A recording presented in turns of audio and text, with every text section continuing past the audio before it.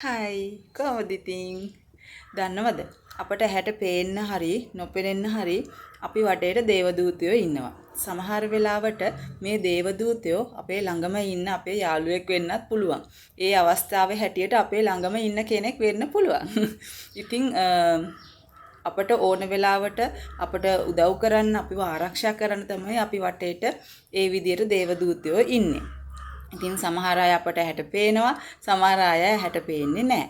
හැබැයි මේ දේවදූතයන්ට අපට උදව් කරන්න පුළුවන් වෙන්නේ අපි හොඳින් හිටියොත් විතරයි.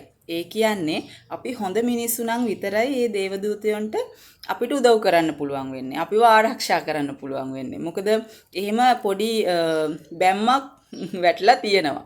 මම මේ කතාව විශ්වාස කරනවා. මොකද මම එහෙම විශ්වාස කරන්නේ මම ඒකට මූණ දීපු කෙනෙක්. හැම වෙලාවෙම මම ඒ වගේ දේවල් වලට මූණ දෙමින් ඉන්නවා. ඉතින් ඒක මගේ ජීවිතයේ අත්දැකීමක් වෙලා තියෙන්නේ. ඒක නිසා තමයි මම මේ කතාව හරියට විශ්වාස කරන්නේ. මම හොඳට හිටියොත් තමයි මම අනුන්ට උදව් කළා, මම අනුන්ට ආදරෙන් කරුණාවෙන් ඉඳලා එහෙම හොඳට හිටියොත් තමයි මේ මගේ වටේට ඉන්න දේවදූතයන්ට පුළුවන් වෙන්නේ මට ඕන වෙලාවට. මට ආරක්ෂාව සලසන්න මට උදව් කරන්න. ඉතින් මේක මට හිතුණා මං දැන් අත්දැකලා තියෙනවානේ මේක මං අත්විඳලා තියෙනවානේ මේක. ඒ නිසා මේ කාරණය මේ වීඩියෝ එක බලන ඔයත් එක්කත් ෂෙයා කරගන්න පොඩ්ඩක් try කරලා බලන්න. අපි හොඳින් හිටියොත් හොඳින් ඉන්නවා කියන එකේ තේරුම ඉතින් අනුන්ට උදව් කරගෙන ආදරෙන් කරුණාවෙන් හැම කෙනාටම සලකගෙන හොර බොරු වංචා කරන්නේ නැතුව අර එහෙම තමන්ටම තමන්ගේ ආවේනික හොඳ ගතිගුණ ටිකක් හදාගෙන එහෙම ඉන්න එක තමයි ඉතින් හොඳින් ඉන්නවා කියන එකේ මම හිතන දේ.